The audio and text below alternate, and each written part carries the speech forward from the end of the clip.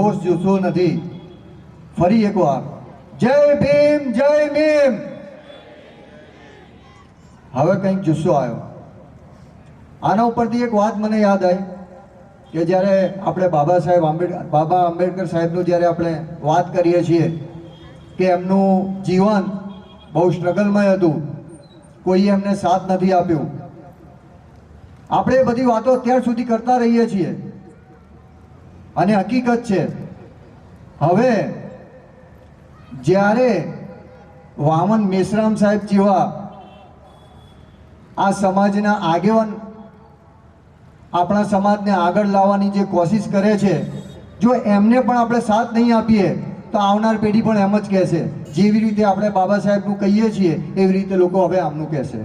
તો આપણા સમાજમાં એક જાગૃતિની જરૂર છે. એ જાગૃતિ મને ખૂબ જ ઓછી લાગે છે. હવે અહીંયા જે શ્રોતાગણ છે એમને હું જિંદા દિલ માનું છું કે જે પોતાનો કિંમતી સમય કાઢીને અહીંયા આવેલા છે, મને અહીંયા સમય આપ્યો. સ્ટેજ ઉપરના મહાનુભાવો તેમજ શ્રોતાગણો, એ બદલ હું ખૂબ ખૂબ આભાર. જય ભીમ જય ભીમ.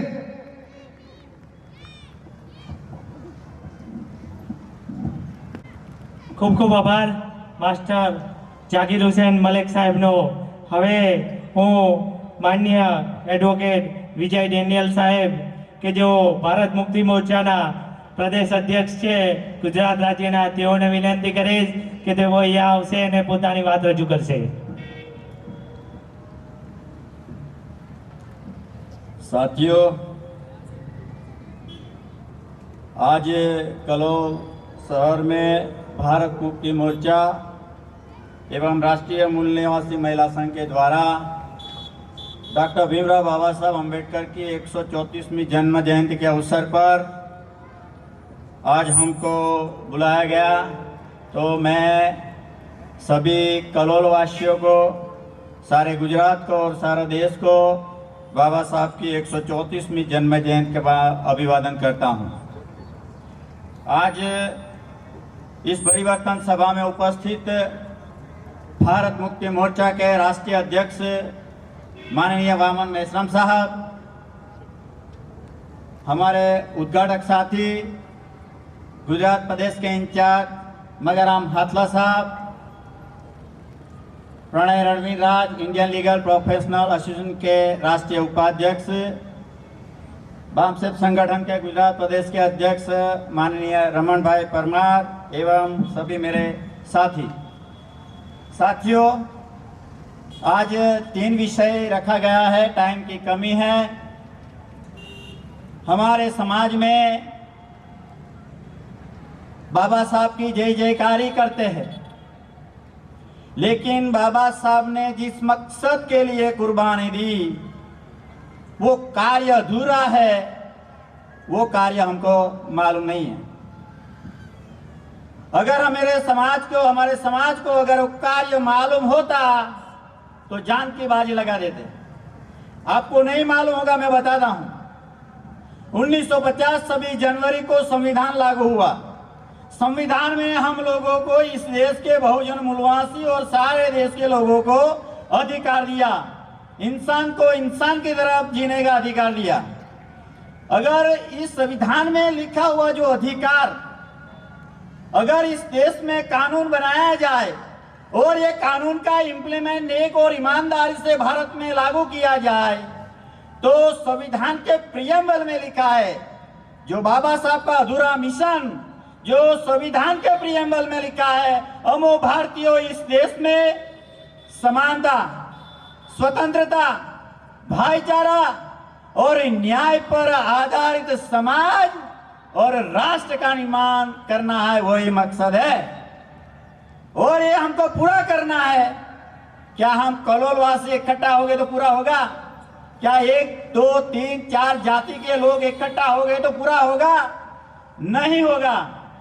हमने हमारा दुश्मन को भी पहचाना नहीं है. हमारा दुश्मन इस देश में 3000 साल से घुसा हुआ ब्राह्मण, वो ब्राह्मण हमारा दुश्मन है. लेकिन जाति में हमको बांटा, वर्ण में हमको बांटा, हम एक दूसरे को अलग मानकर लड़ते रहे। 2 बटन खुला कर दिया, आजा, ऐसा कुछ होने वाला नहीं है। हम 6000 जाति के लोगों को इकट्ठा करना है और जो संविधान ने हमको वोट का अधिकार दिया, ईवीएम मशीन ने छीन लिया। ईवीएम मशीन ऑटोमेटिक थोड़ी चलती है। जो विदेशी, जो ब्राह्मण हुक्मरान बन गया है अंग्रेज आने के बाद, उन्होंने 108 साल से हमारा महापुरुषों ने जो संघर्ष करके हमको राजा बनने का जो हमको वोट का अधिकार दिया, वो ईवीएम मशीन के द्वारा छीना गया है। और ये वोट चुराकर जो सेंट्रल में, स्टेट में जो गवर्नमेंट बनती है, वो हमको प्रताड़ित कर रही है, हमको मार रहा है, हमको काट रहा है, हमारी बहन बच्ची पर बलात्कार कर रहा है, हमारा पढ़ने का जो अधिकार था वो छीन लिया है। कई स्कूल, हजारों स्कूल बंद कर दी। क्या कर लेंगे? अकेले लड़ने से क्या ये बचा पाओगे? कुछ बचने वाला नहीं है। मेरे पास सिर्फ 2 मिनट है, तो मेरा संदेश आज 134वीं बाबा साहब की जन्म जयंती में यही कहता हूं कि आज हम 18 साल के हो गए, 25 साल के हो गए, 50 साल के हो गए, 60 साल के हो गए, तो बाकी की हमारी जो जिंदगी है, व्यक्तिगत सुख सुविधाओं को त्याग कर दो, व्यक्तिगत सुख सुविधाओं को त्याग करो और बाकी का जो हमारा जीवन है, संविधान में दिया हुआ अधिकार को बचाने के जान की बाजी लगा दो। आप लोगों ने मेरी बात ध्यान से सुनी। आभार, धन्यवाद। खूब खूब आभार माननीय એડવોકેટ વિજય ડેનિયલ સાહેબનો। હવે વધારે સમય ના લેતા માનનીય મગારામ હાથલા સાહેબ, એડોપ્શન ઇન્ચાર્જ બામસેબ ગુજરાત રાજ્ય અને રાષ્ટ્રીય સચિવ નઈ દિલ્હી, તેઓને વિનંતી કરીશ કે તેઓ અહીંયા આવશે અને પોતાની વાત રજૂ કરશે। માનનીય મગારામ હાથલા।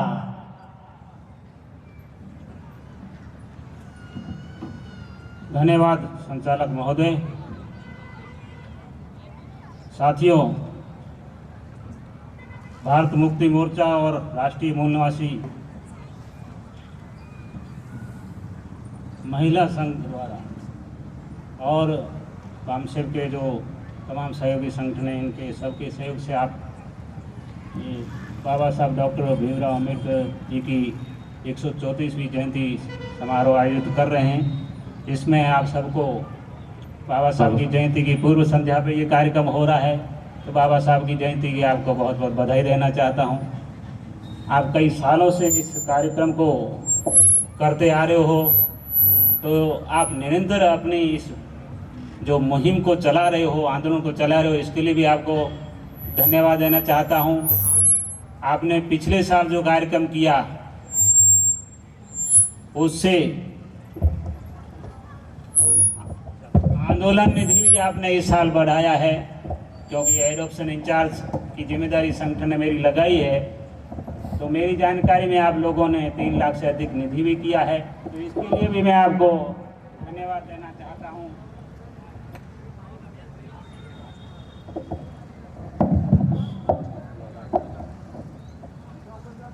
हालांकि निधि की विधिवत घोषणा अभी राष्ट्रीय अध्यक्ष जी मेश्राम साहब के उद्बोधन से पहले की जाएगी, मगर एक संगठन का जो सिस्टम है वो भी आप समाज में लागू कर रहे हो।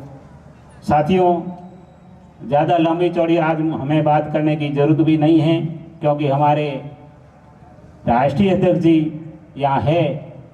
तो मैं तो आपसे इतना ही निवेदन करना चाहता हूँ कि जो ये हमारे विषय रखे हैं, ये विषय बाबा साहब का जो मूल सिद्धांत है, समाज को शिक्षित भी कर रहे हैं और संगठित भी कर रहे हैं, और किन से लड़ना है, कैसे लड़ना है, और लड़ने के वर्तमान में क्या तौर तरीके हैं, कैसे लड़ा जा सकता है, वो लड़ाई भी जारी रखने का आपको सारा तरीका बताया जा रहा है। फिर अगले कई कार्यक्रम में हम और लंबी चौड़ी बात कर सकते हैं। वर्तमान में मैं आप सबको पुनः बाबा साहब की जयंती पे बधाई देना चाहता हूं और आपने जो मेहनत करके इस कारवा को लगातार जारी रखा, इसके लिए धन्यवाद देना चाहता हूं। Thank you very much. जय मुनवासी। ખૂબ ખૂબ આભાર માનનીય મગારામ આટલા સાહેબને। માનનીય M.K. પરમાર સાહેબ, ઇન્ટરનેશનલ બામસેપ કોઓર્ડિનેટર સાહેબને વિનંતી કરીશ કે તેઓ અહીંયા આવશે અને સમય મર્યાદાને ધ્યાનમાં રાખી પોતાની વાત રજૂ કરશે। માનનીય M.K. પરમાર સાહેબ।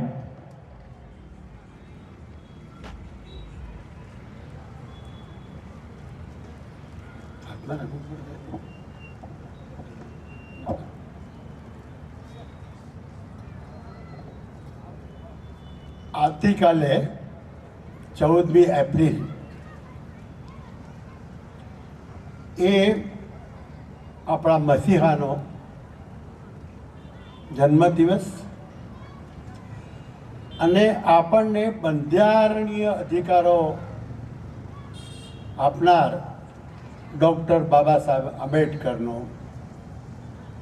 હું જય ભીમના નારાથી મારી વાત કરીશ।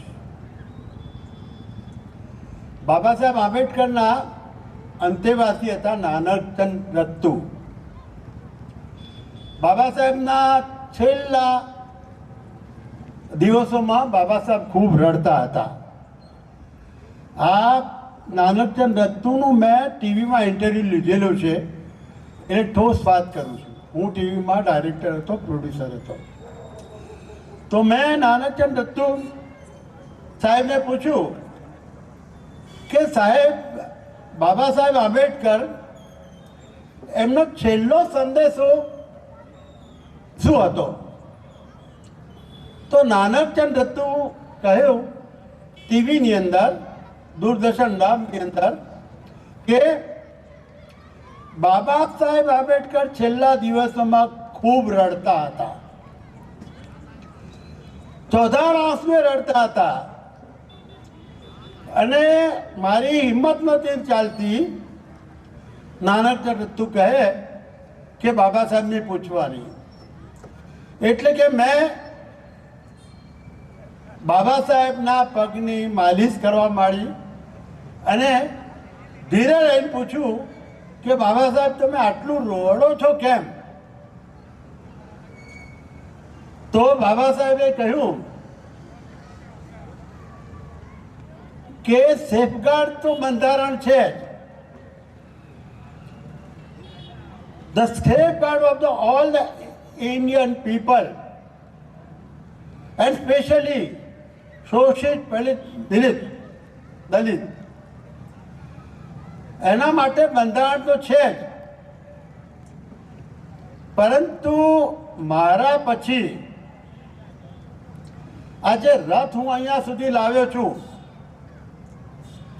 એ રથ આગળ ન જાય તો ચાલે, પરંતુ એ રથ પાછો ન પડવો જોઈએ। અને એ રથ ચલાવવા માટે હવે છેલ્લા તમે 30 વર્ષથી જોતા હશો કે સંગઠન સિવાય, સંગઠનની શક્તિ સિવાય કોઈ પણ કાર્ય, કોઈ પણ વસ્તુ આગળ જતું નથી। અને ભારતમાં તમે જાણો છો કેટલાય સંગઠનો છે, એમાં બાબા સાહેબે કહ્યું કે સંગઠન જો હશે તો કદાચ જે રથ છે એ આગળ વધશે। અને તમે આપ જુઓ છો કે બામસેપ સંગઠન છે એ સમગ્ર ભારતની અંદર બાબા સાહેબની વાત લઈ, મૂળ નિવાસીઓની વાત લઈ અને એક એક પ્રશ્નોને ઉજાગર કરે છે। અને મારે આ મંચ પરથી કહેવાનું કે દૂરંદેશી દ્રષ્ટિવાળું જો નેતૃત્વ હોય, દૂરંદેશી દ્રષ્ટિવાળું નેતૃત્વ, તો એ સંગઠન આગળ વધે। અને આપ જાણો છો કે આપણને છેલ્લા 40 વર્ષથી વામન મેશ્રામ સાહેબ જેવા દૂરંદેશી વ્યક્તિ એનું જે બામસેપનું સંગઠન કરે છે. તો આ જે વાત છે એને આગળ લઈ જવા માટે હું ને મેશ્રામ સાહેબ ન્યુયોર્ક 2015માં ગયેલા. તો ન્યુયોર્કના એરપોર્ટ પર જ્યારે પાસપોર્ટ જોવામાં આવ્યો મેશ્રામ સાહેબનો ને મારો, તો જે અમેરિકન અધિકારી હતો એણે કહ્યું, "Look, mister, what is this? We the people of India." Indian citizens, those who are Indian citizens, they are the people of India. જે આ વાત છે ઇન્ડિયન સિટીઝનની વાત, આ સિટીઝનશીપની વાત, એના માટે તમે છેલ્લા 20 વર્ષથી જોશો તો મોટો ગજગ્રાહ ચાલી રહ્યો છે. આ વાત ખૂબ સમજવા જેવી છે કે બંધારણની સામે બધા સરખા છે. કોઈ જ્ઞાતિ નથી, કોઈ જાતિ નથી. એટલે બંધારણની જ્યારે સરખા છે ત્યારે આપણે જ્યારે ફોરેન જઈએ છીએ ત્યારે પણ આપણે ભારતના નાગરિક તરીકે રિપ્રેઝેન્ટ કરીએ છીએ. વાત તો ઘણી કરવાની હતી પણ ચિઠ્ઠી આવી ગઈ છે. પણ છેલ્લે એક વાત કરું કે ભારતમાંથી જેટલા લોકો ફોરેન જાય છે, વડાપ્રધાન શ્રી હોય કે ગમે તે, તો એ લોકો કહે છે we are coming from the land of Buddha. એટલે અહીંયા તમે જે સબ્જેક્ટ રાખ્યો છે એના પ્રમાણે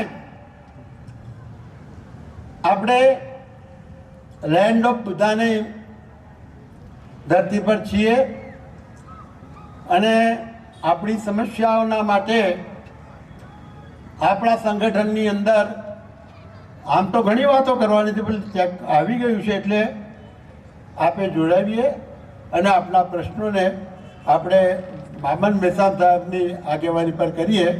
એટલું જ. જય મીનાક્ષી, જય ભીમ.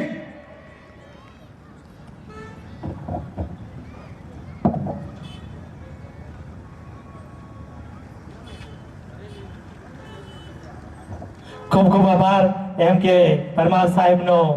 હવે આપણે સાહેબને સાંભળે હું માનનીય કિશોરભાઈ સોલંકી સાહેબ સી સદસ્ય વામસેપ નવી દિલ્હીને વિનંતી કરીશ કે તેઓ પોતાની વાત ટૂંકમાં રજૂ કરશે. માનનીય કિશોરભાઈ સોલંકી.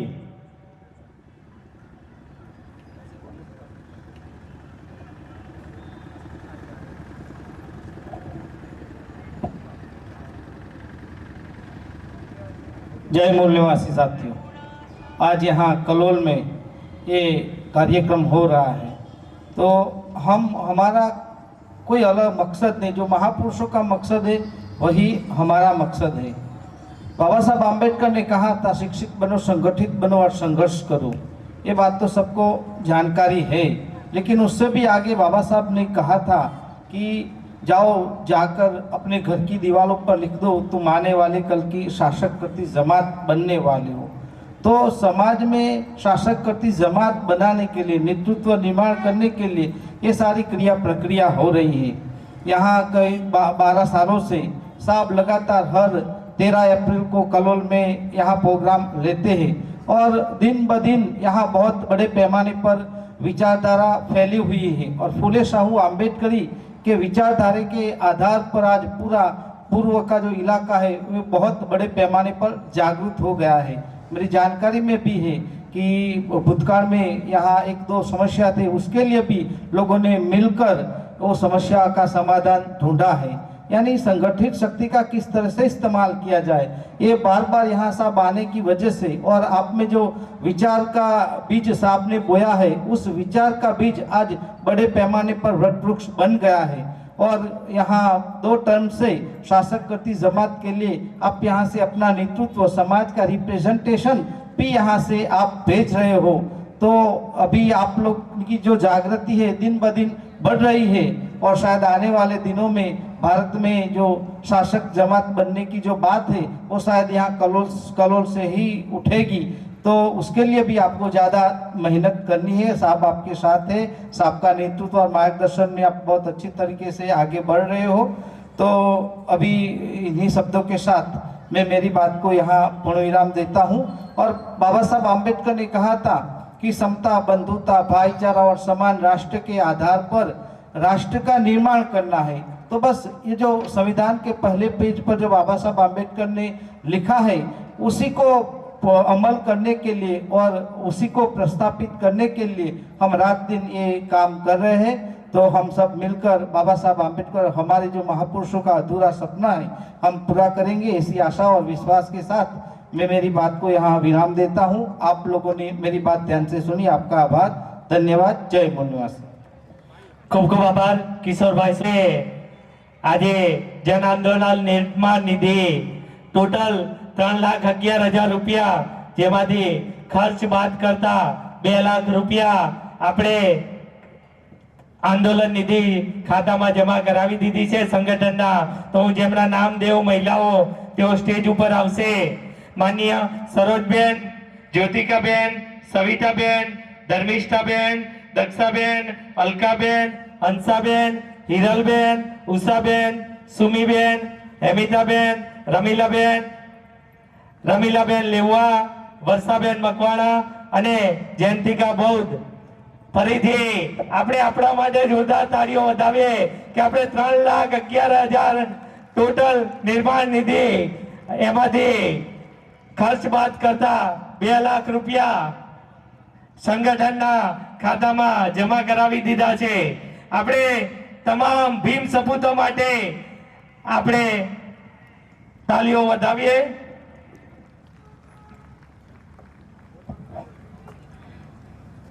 તમામ મહિલાઓનો ખૂબ ખૂબ આભાર।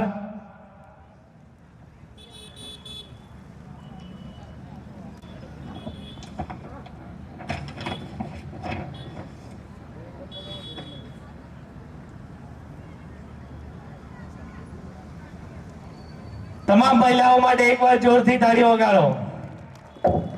ખૂબ ખૂબ આભાર તમામ મહિલાઓમાંનો। હવે આપણે જેમને સાંભળવા માટે આતુરતાથી રાહ જોઈ રહ્યા છે એવા માનનીય વામન મેશ્રામ સાહેબ, રાષ્ટ્રીય અધ્યક્ષ ભારત મુક્તિ મોરચા અને બામસેબ, તેઓને વિનંતી કરી કે તેઓ અહીંયા આપશે અને પોતાની અધ્યક્ષતા સ્પીચ રજૂ કરશે। આપણે તેમનું જોરદાર તાળીઓથી સ્વાગત કરીશું। માનનીય વામન મેશ્રામ સાહેબ।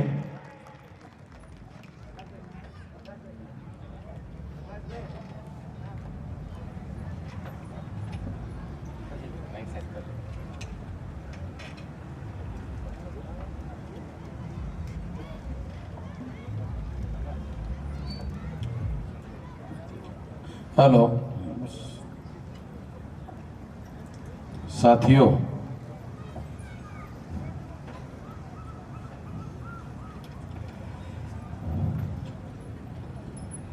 भारत मुक्ति मोर्चा और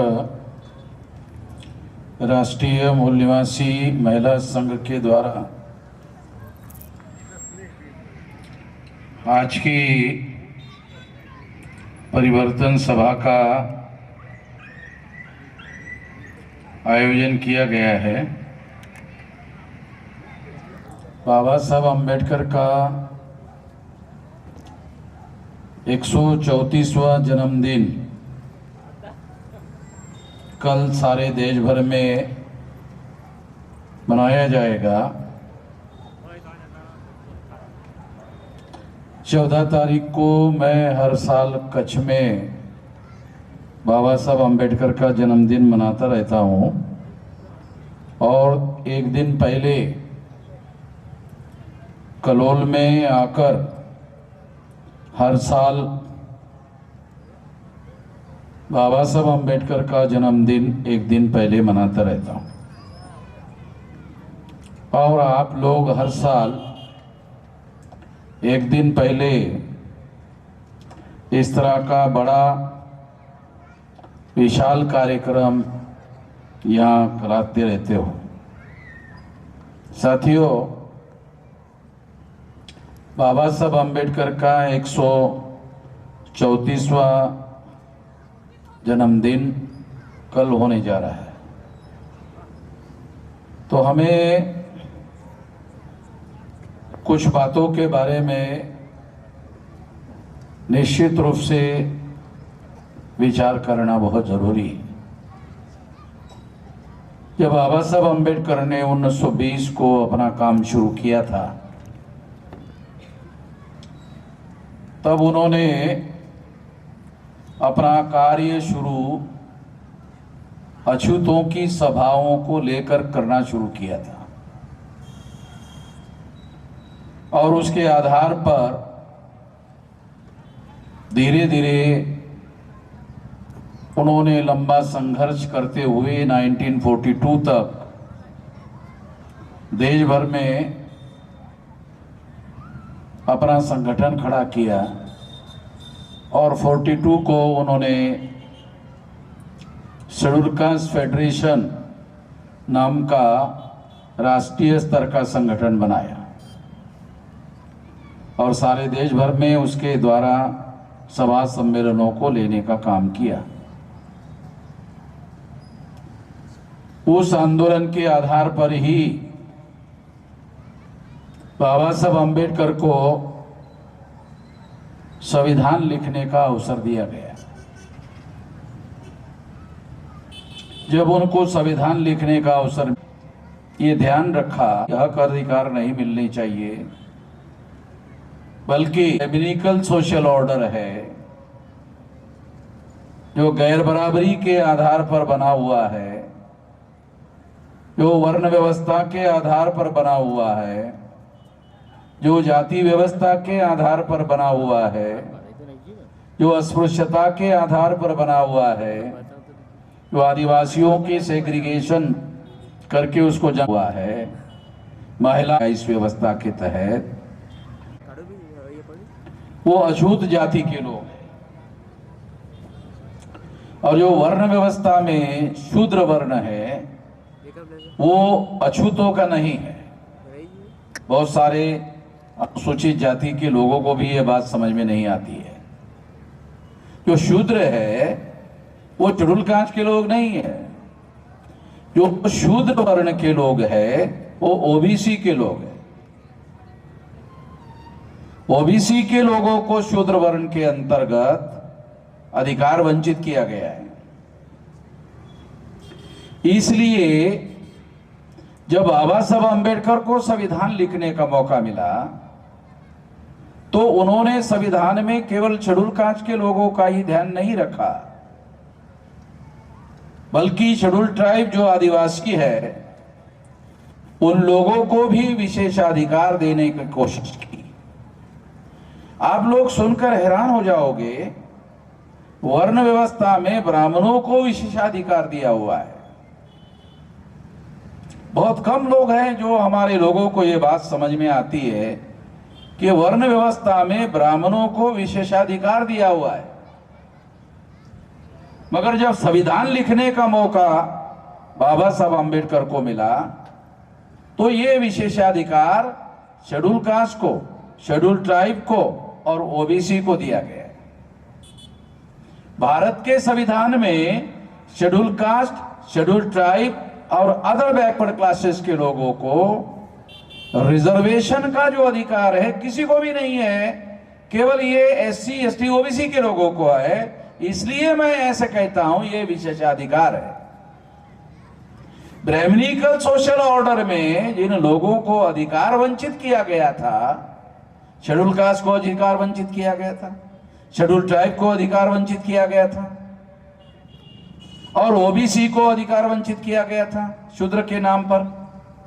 तो ये तीनों लोगों को जब संविधान लिखने का मौका बाबा साहब आम्बेडकर को मिला, तो बाबा साहब आम्बेडकर ने तीनों वर्गों को, जिनको भी ब्राह्मणिकल सोशल ऑर्डर में अधिकार वंचित किया गया है, उनको एम्पावर करने का, उनको पावर देने का, उनको अधिकार देने का काम किया गया।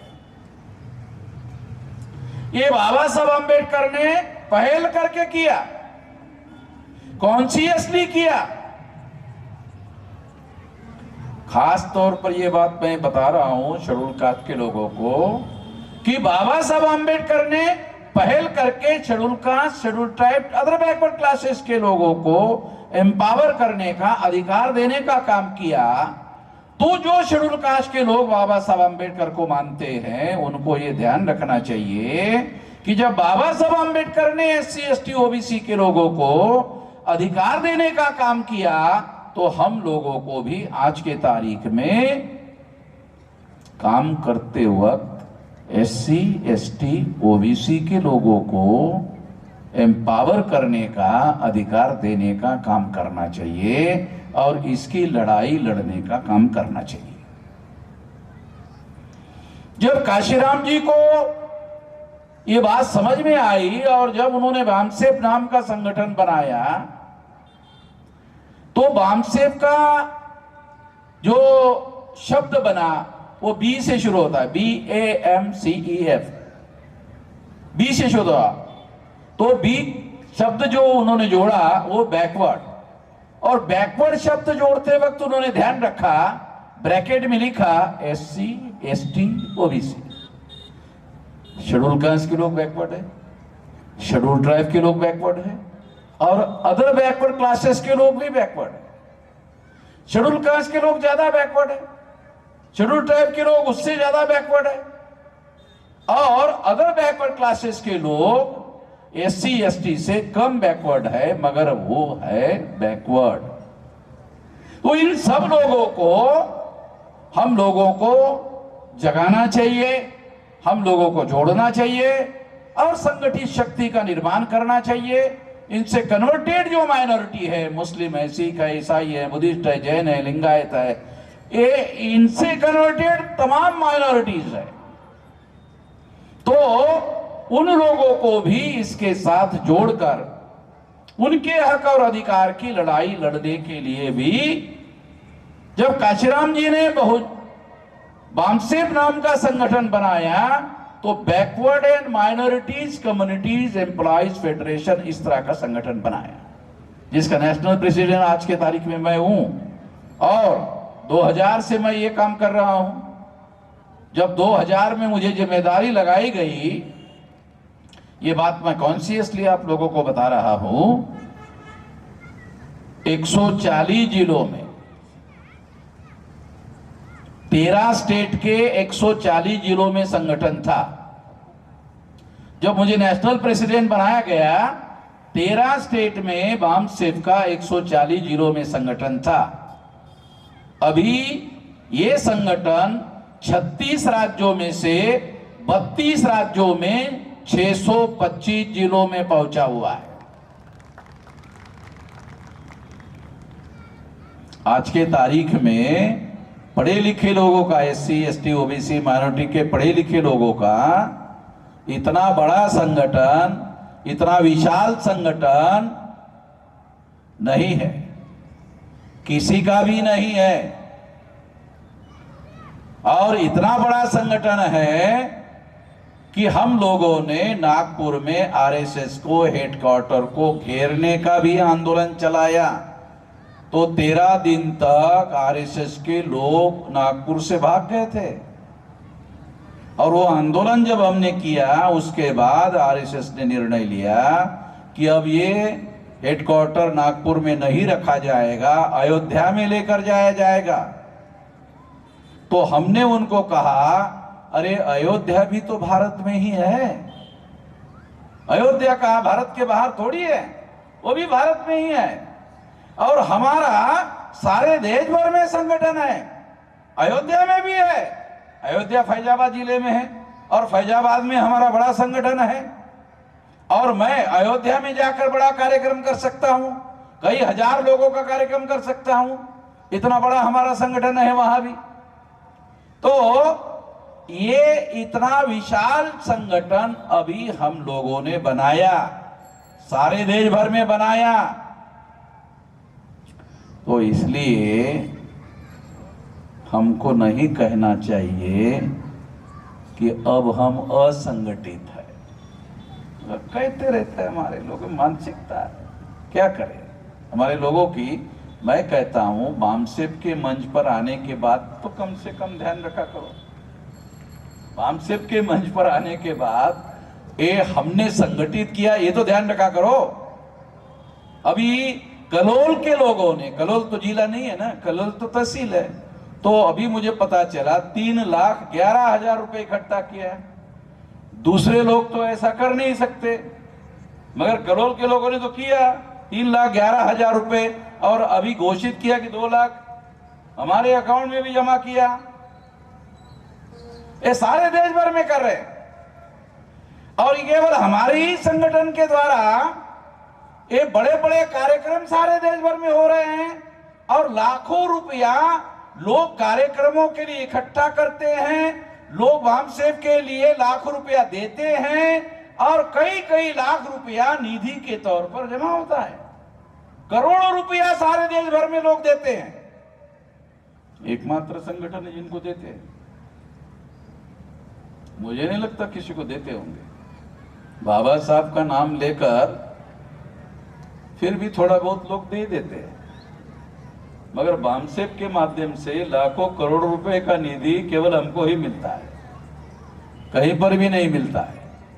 इसलिए अभी मैं आज के द्वारा, और ये रिकॉर्ड हो रहा है, और सारे हमारे भी रिकॉर्ड हो रहा है, और सारे देश के लोग सुनते हैं मुझे डेली, सारे देश भर में जाता ही आवाज। ये जैसे लोग लगा के बैठे हुए ना, तो ये सारे देश भर में जा रहा है, सारे देश भर के लोग सुन रहे।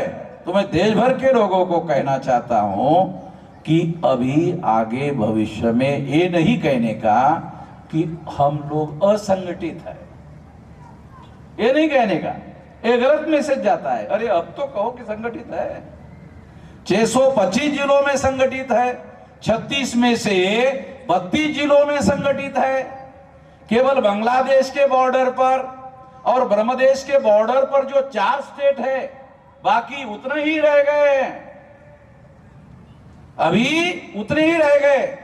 और 6,000 जाति के टुकड़ों में ब्राह्मणों ने बांटा, 2,300 जाति के SC ST OBC के लोगों हमारे कार्यकर्ता है, SC के है, ST के है, OBC के है, माइनॉरिटी के है, हमारे साथ कार्यकर्ता है। और कार्यकर्ता के तौर पर बुद्धि, पैसा, हुनर, समय, श्रम, ये 5 साधन इस आंदोलन के लिए सारे देश भर में लोग दे रहे हैं, ये तमाम लोग दे रहे हैं। हमको कोई टाटा, बिरला, अंबानी पैसा नहीं दे रहा है। तो हमारे में से बहुत सारे लोग बोलते गए कि इनको टाटा, बिरला, अंबानी पैसा नहीं दे रहा, तो इतने बड़े बड़े कार्यक्रम कैसे हो रहे हैं। तो हमारा टाटा, बिरला, अंबानी हमारा समाज है, हमारा समाज ही हमारा टाटा, बिरला, अंबानी है। टाटा, बिरला, अंबानी की जितनी प्रॉपर्टी है उससे कई ज्यादा प्रॉपर्टी हमारे समाज की है। ये हमारी हीन भावना जो हमारे दिमाग में बैठी हुई है, ये हीन भावना को खत्म कर देना चाहिए। इन्फेरिटी कॉम्प्लेक्स, जब तक आपके अंदर इन्फेरिटी कॉम्प्लेक्स है, हीन भावना है, आप बहुजन समाज का नेतृत्व नहीं कर सकते। जो हीनता बोध का शिकार है वो बहुजन समाज का नेतृत्व नहीं कर सकता। ये मौलिक बात समझो। और जो हीनता बोध का शिकार होगा, अगर वो बहुजन समाज का नेतृत्व नहीं कर सकता, तो वो शासन करती जमात भी नहीं बना सकता। 15% केवल शेड्यूल कास्ट की संख्या है, केवल 15% के आधार पर शासन करती जमात बनना हमारा उद्देश्य है, ऐसा बाबा साहब ने नहीं कहा था। बाबा साहब को समझ में नहीं आता था क्या? बाबा साहब अर्थशास्त्र के यानी संख्या शास्त्र के भी पंडित थे, उनको जानकारी थी, वो जानते थे 15% से शासन करती जमात नहीं बनी जा सकती। इसलिए जब वो कहते थे शासन करती जमात बनना हमारा लक्ष्य है, तो एससी एसटी ओबीसी को साथ में लेने से ये आंकड़ा होता है 74.5% और माइनॉरिटी को मिलाकर ये आंकड़ा 85 से भी ज्यादा हो जाता है। इसके आधार पर हम लोग इस देश की शासन करती जमात बन सकते हैं, और वो भी 100% लोगों को इकट्ठा करने की जरूरत नहीं है। अगर हम 85% लोगों में से अगर 50% लोग इकट्ठा कर ले तो भी हम शासन करती जमात बन सकते हैं। हमारे लोगों को यह बात समझ में ही नहीं आती। शेड्यूल कास्ट के लोग जो ऐसा सोचते हैं कि हमें शासन करती जमात बनना बाबा साहब ने कहा, तो क्या केवल शेड्यूल कास्ट के भरोसे पर कहा? केवल 15% लोगों पर कहा? क्या 15% से कोई कैंडिडेट चुनकर आता है भारत में? ये तर्कशास्त्र क्या हमारे लोगों को समझ में नहीं आना चाहिए? बाबा साहब अंबेडकर ने 15% की बात नहीं की। शासन करती जमात बनना 15% का काम नहीं है। आप चुनाव के आंकड़े देखो तो आपको पता चलेगा। मायावती जब मुख्यमंत्री बनी थी उत्तर प्रदेश की, तो उसको 30% वोट पड़े थे। ट्रायंगल 4 एंगल होने की वजह से 30% वो मुख्यमंत्री बनी थी। तो इसलिए अगर हम लोगों को देश और शासन की सत्ता काबिज करना है तो हमारा एजेंडा होना चाहिए 85% लोगों को जगाने का, 85% लोगों को जोड़ने का, और जोड़कर शक्ति का निर्माण करने का, और शक्ति का उपयोग और प्रयोग करने का। ऐसा करेंगे तो परिवर्तन होगा। जब हमारे दिमाग में ही इन्फिनिटी कॉम्प्लेक्स है, जब हमारे दिमाग में ही हीन भावना है, गुजराती में लघुता ग्रंथि, गुजराती में भी थोड़ा सा आप लोगों को समझ में आ जाए, चाहे हिंदी शायद आप लोगों को समझने में दिक्कत होती होगी। तो ये जो लघुता ग्रंथि है, ये लघुता ग्रंथि की वजह से हम ज्यादा आगे नहीं बढ़ सकते। दिमाग को पहले अपने दिमाग को बदलो, फिर समाज को बदला जा सकता है। जो अपने ही दिमाग को आप नहीं बदलते हो तो समाज को कैसे बदलोगे? तो लीड करने वाला जो आदमी है उसे पहले अपने आप को बदलना होगा, अपने दिमाग को बदलना होगा, फिर वो व्यक्ति समाज को बदलने का काम कर सकता है। तो लघुता ग्रंथि का त्याग करो और अपने दिमाग में 85% की बात जो काशीराम जी ने जिंदगी भर कही, 85% का फार्मूला उनको समझ में नहीं आता, इसलिए 85% नहीं बोला। समाजशास्त्र के सिद्धांत के अनुसार शेड्यूल कास्ट अछूत लोग हैं, शेड्यूल ट्राइब आदिवासी लोग हैं, ओबीसी शूद्र लोग हैं। ये तीनों मिलाकर 74.5% होते हैं। माइनॉरिटी मिलाकर 85% से ज्यादा होते हैं। तो बगैर सोचे समझे नहीं कहा हुआ है, सोच समझकर कहा हुआ है, विचार पूर्वक कहा हुआ है। जब बाबा साहब अंबेडकर ने और काशीराम जी ने वो विचार पूर्वक कहा, बाबा साहब अंबेडकर ने संविधान में एससी एसटी ओबीसी और माइनॉरिटी को एम्पावर करने का काम किया, संविधान के अंतर्गत हक और अधिकार देने का काम किया। तो जो चीज संविधान के अंदर लिखी हुई है उसे हमको इंप्लीमेंट करने के लिए क्या दिक्कत है?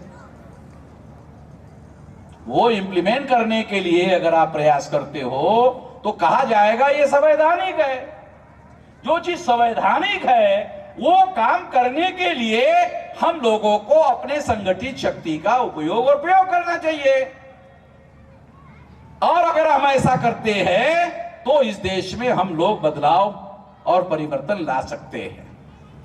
अगर परिवर्तन लाना है तो सबसे पहले ये 85% का जो फार्मूला है, ये भारत के वर्ण व्यवस्था और जाति व्यवस्था के जो सिद्धांत है उसके आधार पर बनाया हुआ 85% का फार्मूला है। उसके आधार पर वो जो मौलिक सिद्धांत है वो है victims of the social system. हम 85% लोग ब्राह्मणिकल सोशल ऑर्डर के शिकार लोग हैं, victims of the social system. जो इस व्यवस्था के शिकार लोग हैं उन लोगों को जगाओ, किसी को भी जगाने की जरूरत नहीं है। जो victims of the social system है उसको जगाओ, फिर उसको जोड़ो, फिर जोड़कर शक्ति का निर्माण करो, फिर शक्ति का उपयोग और प्रयोग करो तो बदलाव होगा। केवल आपकी इच्छा मात्र से बदलाव नहीं होगा। आपके मन में इच्छा है इसलिए बदलाव नहीं होगा, बदलाव संगठित शक्ति से होगा। ये ध्यान रखो, संगठित शक्ति से होगा।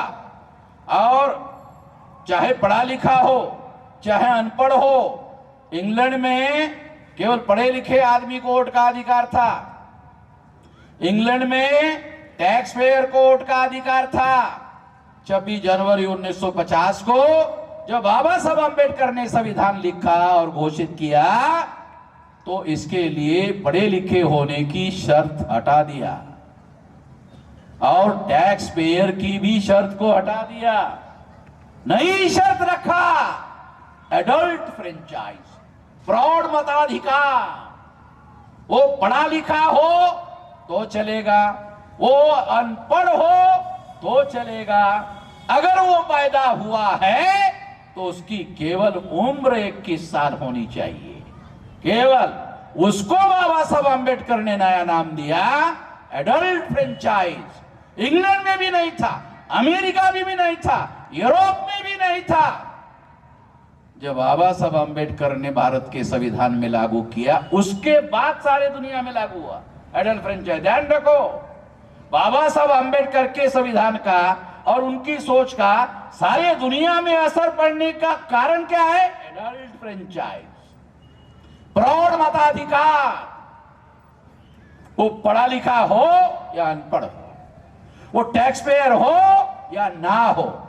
अगर टैक्स पेयर का शर्त रखा होता तो कितने लोगों को हमारे वोट का अधिकार मिलता? अरे खाने को पैसा नहीं, टैक्स पे करना है, क्या है कि पैसे पे करना है। और टैक्स पे करेगा ही नहीं तो वोट का अधिकार नहीं। वोट का अधिकार नहीं तो बाबा साहब ने सोचा अरे तो अम्बेडकर को ही मिलेगा, बाकी किसी को मिलने वाला नहीं है। तो इसलिए बाबा साहब अम्बेडकर ने हमारे लोगों को ध्यान में रखते हुए नया सिद्धांत लागू किया, एडल्ट फ्रेंचाइज, प्रौढ़ मताधिकार। अभी तक हमारे लोगों को मालूम नहीं है एडल्ट फ्रेंचाइज क्या है। इंग्लैंड के अंदर नहीं था, अमेरिका में नहीं था, यूरोप में नहीं था। अरे इंग्लैंड में तो महिला को भी वोट का अधिकार नहीं था। आपने बोला नहीं मैडम, आपको बोलना चाहिए, इंग्लैंड वालों को थोड़ा गाली देना चाहिए कि आप लोगों ने महिला को भी वोट का अधिकार नहीं रखा था। बाबा साहब अम्बेडकर ने स्त्री और पुरुष, पुरुष और स्त्री का भेदभाव किए बगैर एडल्ट, चाहे स्त्री हो चाहे पुरुष हो, उम्र केवल 21 साल होनी चाहिए और किसी प्रकार का भेदभाव किए बगैर। हमारे लोग हर बार उठते बैठते कहते हैं बाबा साहब ने संविधान लिखा, बाबा साहब ने संविधान लिखा, बाबा साहब ने संविधान लिखा, बाबा साहब अम्बेडकर ने संविधान लिखा। मैंने पूछा क्या जानते हो, जरा बताओ तुम क्या जानते हो? संविधान लिखा। अरे इतना एडल्ट फ्रेंचाइज भी जान गया ना, ज्यादा नहीं, एडल्ट फ्रेंचाइज भी जान गया तो भी बहुत है। एडल्ट फ्रेंचाइज भी मालूम नहीं हमारे लोगों को, प्रौढ़ मताधिकार भी पता नहीं हमारे लोगों को। कंपैरेटिवली बता रहा हूं अमेरिका और यूरोप के, अमेरिका और यूरोप के अंदर प्रौढ़ मताधिकार भारत के संविधान में लागू होने के बाद उन्होंने लागू किया। इसलिए साथियों, हम लोगों को इस संविधान पर गर्व और गौरव तो जरूर होना चाहिए, मगर गर्व और गौरव होने से हमारी जिम्मेदारी पूरी नहीं होती, क्योंकि भारत के अंदर जो 3.5% लोग हैं वो हमारे गरीबों के वोट पैसों से खरीदते हैं। ये रियलिटी है, इस बात को मानना पड़ेगा कि इस देश का जो ब्राह्मण वर्ग है 3.5%, तो 3.5% के वोट के आधार पर ग्राम पंचायत का पंच भी नहीं बन सकता, सरपंच बनने का सवाल नहीं है। वो देश का प्रधानमंत्री हो रहा है या प्रधानमंत्री के तौर पर नॉमिनेट कर रहे हैं। इसलिए जब हमने एडल्ट फ्रेंचाइज और 85% की बात को सारे देश भर में मैदान में सारे देश भर में जगाने का काम शुरू किया, तो आरएसएस ने ब्राह्मण को प्रधानमंत्री बनाने के बजाय मोदी को बनाया। मोदी मेरा धन्यवाद ज्ञापन करे या ना करे, वो हमारी वजह से बना हुआ है। हम अपेक्षा नहीं करते कि मोदी हमारा धन्यवाद ज्ञापन करे। अगर आरएसएस के लोग अगर डर गए नहीं होते कि वामन मेश्राम ओबीसी के 52% लोगों को जगाकर जोड़ देगा, तो इनको साथ में लेकर ब्राह्मणों के पिछवाड़े पर लात मारेगा।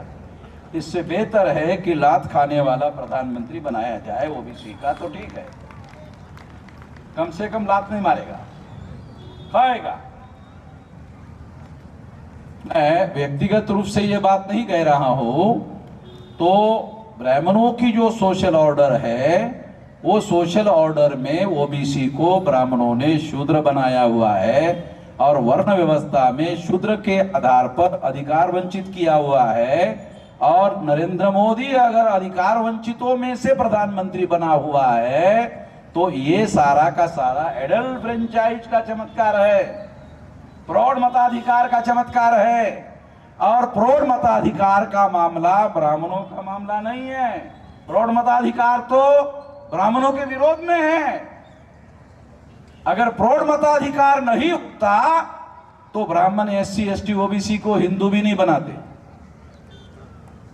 और आपको बहुत माइक्रो बात बताता हूं, अगर प्रौढ़ मताधिकार लागू नहीं होता तो एससी एसटी ओबीसी को ब्राह्मण हिंदू भी नहीं कहते, बोलते जो है वही है, शूद्र है, अछूत है।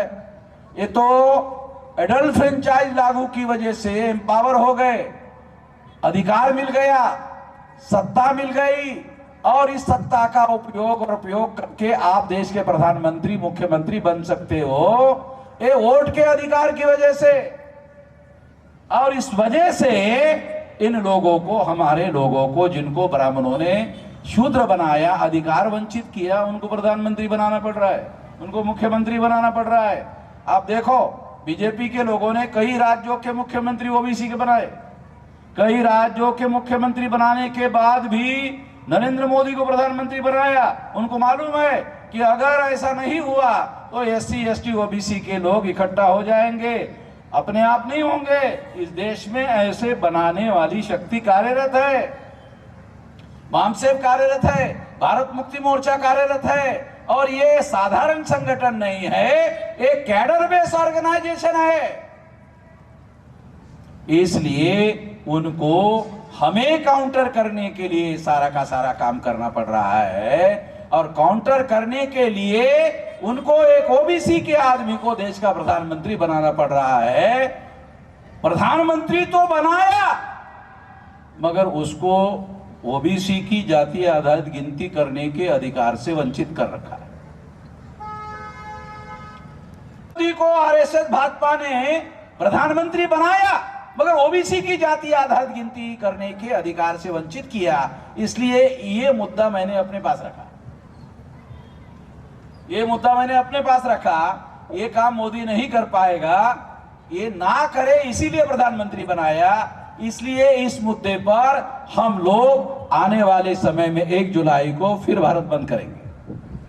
अभी जेल भरो किया 9 अप्रैल को, और 1 जुलाई को भारत बंद करेंगे। उसकी तैयारी चल रही है, उसी की तैयारी के अंतर्गत कार्यक्रम हो रहे हैं। तो आप लोगों को गांव-गांव में जाना चाहिए और ओबीसी को जगाने का काम करना चाहिए, और उनको भारत बंद के लिए तैयार करना चाहिए। यदि आप ऐसा करते हो, जितना जल्दी करते हो, उतना जल्दी भारत में परिवर्तन होगा। इसके लिए अनुसूचित जाति के लोगों को, जनजाति के लोगों को पहल करना चाहिए।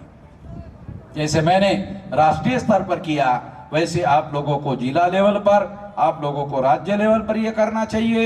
यदि आप ऐसा करते हो तो इस देश में जल्दी से जल्दी परिवर्तन लाया जा सकता है। ये परिवर्तन के लिए हम लगे हुए हैं। किसी को एमएलए एमपी बनाने में हमारा उतना इंटरेस्ट नहीं है जितना परिवर्तन में हमारा इंटरेस्ट है, क्योंकि परिवर्तन से क्या होगा, सारे समाज को फायदा होगा। अगर किसी एक आदमी को एमएलए बनाया, एमएलए को फायदा होगा, एक आदमी को एमपी बनाया, एमपी को फायदा होगा, मगर परिवर्तन से सारे समाज को फायदा होगा। तो परिवर्तन को हम लोगों ने लक्ष्य बनाया हुआ है, परिवर्तन को हम लोगों ने उद्देश्य बनाया हुआ है, और इस बात को लेकर के सारे देश भर में काम कर रहे हैं, डेली काम कर रहे हैं। इसलिए इसको आपने अपने अपने भौगोलिक क्षेत्र में, सारे देश के लोग जो सुन रहे हैं, अपने अपने भौगोलिक क्षेत्र में इस एजेंडे को लेकर के चलना चाहिए। इस मौके पर मैं इतना ही कहना चाहता हूं, और आप लोगों ने मेरी बात ध्यान से सुनी, इसके लिए आभार, धन्यवाद।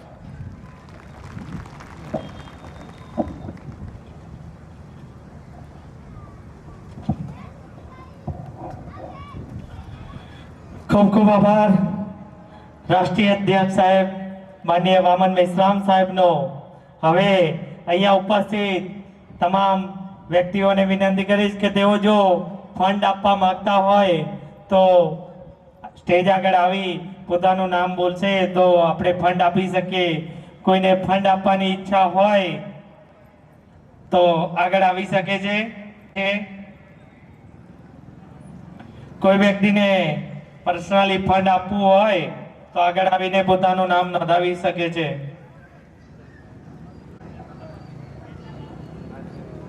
હું આજે ભારત મુક્તિ મોરચા અને રાષ્ટ્રીય મૂળ નિવાસી મહિલા સંઘ દ્વારા ડોક્ટર બાબા સાહેબ આંબેડકરની 134મી જન્મ જયંતિ નિમિત્તે પરિવર્તન સભા જે આયોજિત કરી એના આભાર પ્રદર્શન માટે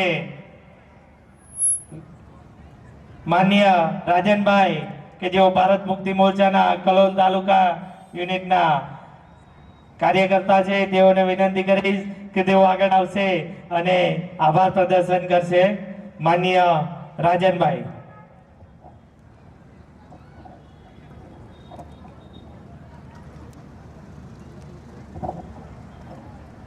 આદિતભાઈ નરોલા કે જેઓ હાલમાં લંડનમાં ભણી રહ્યા છે, તેઓ તરફથી 1000 રૂપિયા નિધિ આપવામાં આવી રહી છે। આપણે જોરદાર તાળીઓથી એમને વધાવીશું। આદિતભાઈ નરોલા જેઓ લંડનની અંદર ભણી રહ્યા છે, 1000 રૂપિયા સાહેબને આપવામાં આવી રહ્યા છે। ખૂબ ખૂબ આભાર।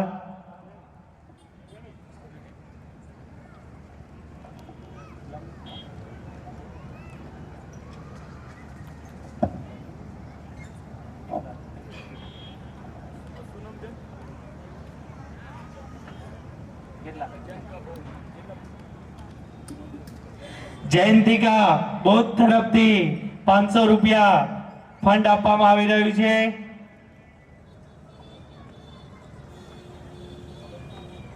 જયંતિકા બૌદ્ધ તરફથી 500 રૂપિયા ફંડ આપવામાં આવી રહ્યું છે।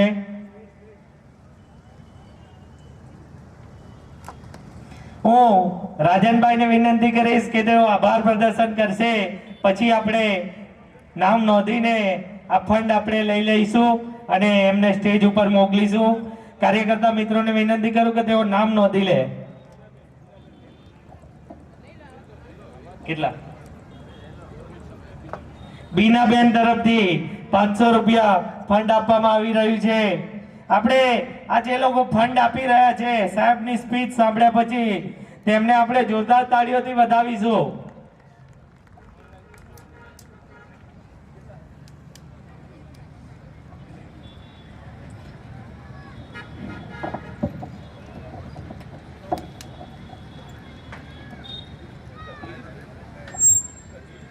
ગિરીશભાઈ મકવાણા તરફથી 500 રૂપિયા ફંડ આપવામાં આવી રહ્યું છે।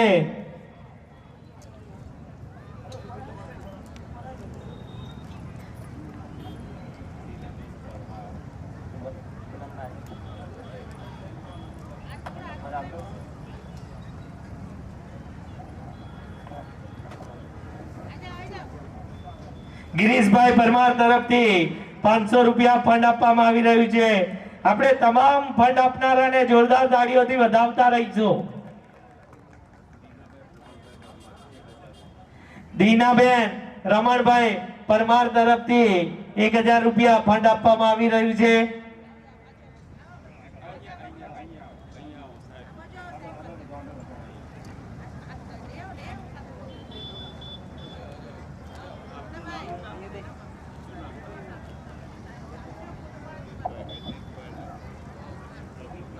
અજીતભાઈ તરફથી 500 રૂપિયા ફંડ આપવામાં આવ્યું.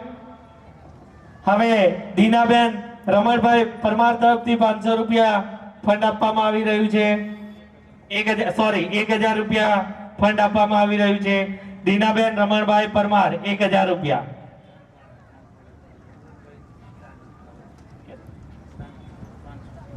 ચાંદખેડા અમૃતભાઈ જાદવ તરફથી 500 રૂપિયા ફંડ આપવામાં આવી રહ્યું છે.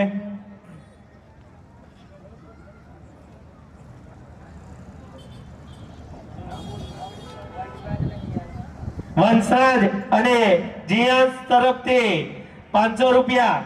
જોરદાર તાળીઓથી વધાવવા બાળકોને જેઓ પોતાના ભવિષ્યની નિધિ આપી રહ્યા છે સાહેબને. જીયાંશ અને વંશરાજ તરફથી 500 રૂપિયા સાહેબને ફંડ આપવામાં આવી રહ્યું છે. અપેક્ષા યજુવેન્દ્ર પરમાર તરફથી 1000 રૂપિયા ફંડ આપવામાં આવી રહ્યું છે.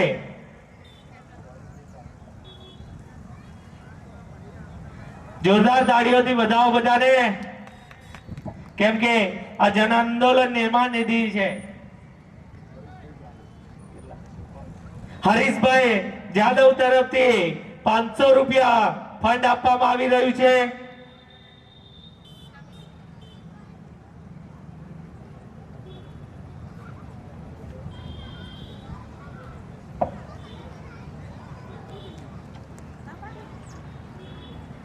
હવે હું રાજનભાઈને વિનંતી કરીશ કે તેઓ આભાર પ્રદર્શન કરશે. માનનીય રાજનભાઈ.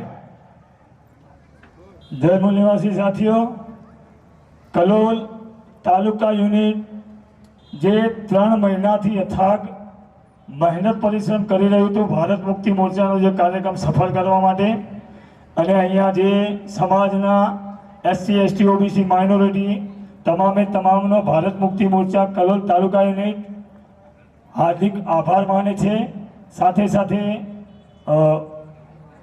બામસે ભારત મુક્તિ મોરચાના માનનીય અધ્યક્ષ શ્રી વામન મેશ્રામ સાહેબે જે સમય આપ્યો કલોલ તાલુકાને, એમનો પણ કલોલ તાલુકા યુનિટ ખૂબ ખૂબ આભાર માને છે. સાથે સાથે મંચસ્થ ઉપર જે બી વ્યક્તિગણ તમામનો તાલુકા યુનિટ આભાર માને છે. અને તમામ સમાજે જે સહયોગ રાશિ અમને ઘરે ઘરે નીકળ્યા 3 મહિનાથી જે કેમ્પેન ચાલતું હતું, સમાજ અમને સમજે છે. અને એની સાથે સાથે ઘરે ઘરે અમે જે કેમ્પેન ચલાવ્યું અમને સારો એવો આવકાર મળ્યો, અને ઘરેથી જે ધનરાશિ અમને આપી, અને નિરંતર આપણે આ કામ કરવું પડશે. તમામનો કલોલ તાલુકા યુનિટ આભાર માને છે. જય ભીમ, જય મૂળ નિવાસી. ખૂબ ખૂબ આભાર. આપણે આ કાર્યક્રમ અહીંયા પૂર્ણ જાહેર કરીએ છીએ. તમામનો ખૂબ ખૂબ આભાર. જય ભીમ, જય મૂળ નિવાસી.